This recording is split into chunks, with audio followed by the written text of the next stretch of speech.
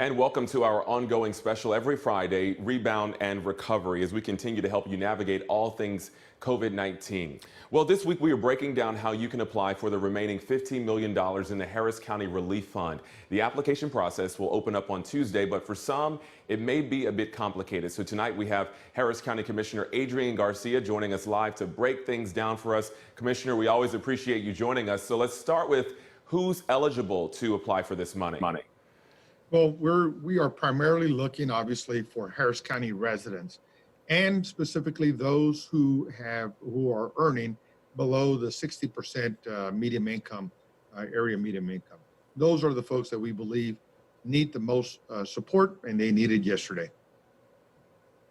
And I know a lot of times when you apply for these funds, there's a lot of documents that you have to have. What documents do people need if they are applying? Well, there's a variety of documents, and I would just remind everybody to please visit the website early if you plan to apply, harriscountyrelief.org. And on the eligibility section, you'll see all the documents that are necessary. But really simple. If you, number one, proof your residency, your where you live, and then secondly, if you are already on some type of public assistance, there's a good likelihood that you'll be eligible for the funds. But also, we want to understand how the pandemic has affected your ability to, to exist, to survive. And so we want to see some explanation of the impact of the pandemic on your livelihood.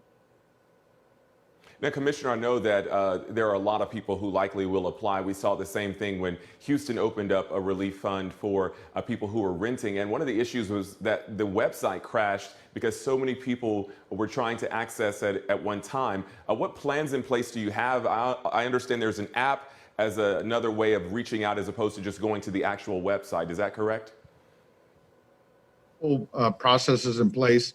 But I'll simply say this, that obviously we know that there's an incredible amount of hurt out there as a result of the pandemic. A lot of people are struggling. I'm getting a lot of messages on my social media accounts about needing help and needing it yesterday. But I'll tell folks that we have done a great deal of preparation for this.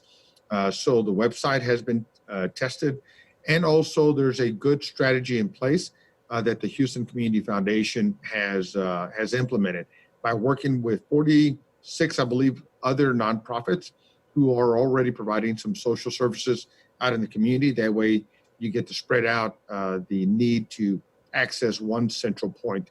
So look, technology will always be technology, but we're hopeful, and we believe that by virtue of all the things that are taking place right now, that our systems will sustain the demand that we will see on those 2 days.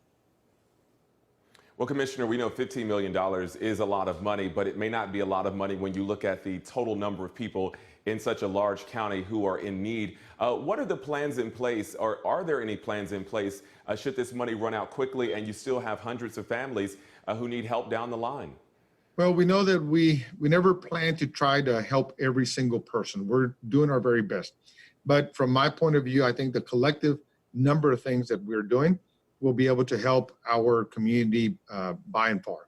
Number one, we did a $10 million small business assistance program. The city of Houston has done their $15 million rental assistance program. This program is actually $30 million, but we're carving out $15 million to be used by those 46 nonprofit organizations that I mentioned. And then $15 million will be handled by the Houston Community Foundation. So we believe that we're applying a good strategy to help a number of people. But then there's other programs that I'm looking for forward in the future. I'm looking to do another $30 million to help small businesses in our area.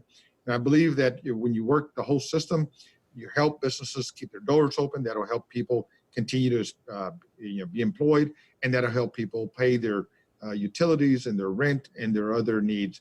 So we're doing our very best. But we know that the need is enormous. Well, Commissioner, with about 20 seconds left, can you just let me know how much one person or one family can expect, and how many families total you expect to help with this $15 million? Again, we're looking to help those that are below the 60% area median income.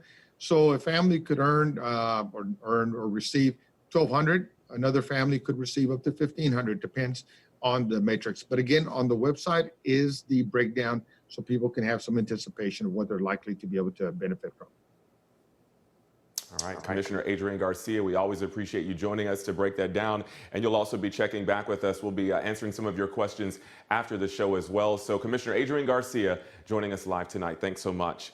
And we will be streaming, as I mentioned, live on our website tonight, fox26houston.com, and on our Facebook page starting at 6 p.m. So all you have to do is drop your questions in the comments. A member of the Greater Houston Community Foundation will also be there to talk more about the qualifications and ways that you can apply. Again, that all starts next week, so be sure to go ahead and do that. Well, we've got much more coming up here on our special Rebound and Recovery. A summer wouldn't be the same, of course, without summer camp.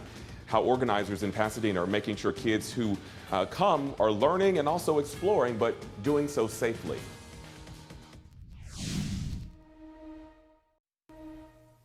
Well, summer camp is a rite of passage in the lives of so many. A lot of us have gone.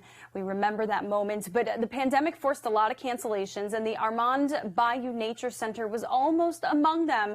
But photojournalist Darlene Janik Ferris shows us the changes they made to avoid shutting things down. There you go. I see fishes. This is Armand Bayou Nature Center, first week of our summer eco camp. The purpose of eco camp is environmental education in a hands-on way, so that they are learning about conservation, they're learning about nature, they're learning about the habitats that we have here. We felt that children had spent an awful lot of time indoors looking at screens, and they needed to get outside. We like going to camp because it's so fun, and we like hanging out with our friends and making crafts, and it could be in a home run. Several camps did close, and after a great deal of thinking about it, talking about it, looking at the CDC recommendations, the World Health Organization, and the guidelines put forth by Governor Abbott's Open Texas plan, we felt that we could slowly phase back into having camp. Weighing all the possibilities, we felt that we could go ahead with the camp that we had planned originally. Armand Bayou Nature Center is one of the largest urban wilderness preserves in the United States with more than 2,500 acres. Our mission is twofold. First of all, to preserve the lands which have been entrusted to us, and secondly, to educate the public about their ecological heritage. We did have to cancel our annual fundraiser this year, so we have had an online fundraiser to help us keep going. We're calling it the Bayou Self at Home Gala. You get to have a lot of friends to play with, and you get to learn about nature. Our camp is 90% outside, and we did that specifically because there is airflow, there's UV light that comes from the sun, and there's great circulation.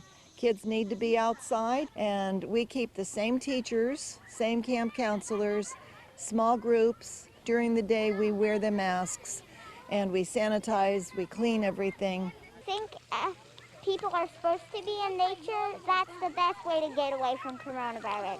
I was lonely, yes. The kids are craving company. They want to be outdoors. They want to be with their friends. They need to move. Indeed they do. Well, coming up next, after 60-plus years together, COVID-19 finally forced them into their longest stretch apart. See the emotional moment when they got back together, coming up.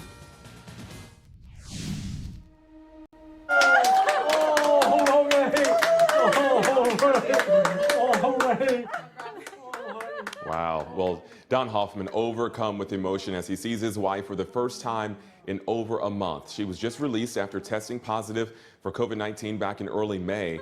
The Indianapolis couple has been married for 67 years, and this was the first time they'd ever had to spend time apart. The couple says COVID-19 can't stop their love, and that is true. We love sharing stories like that.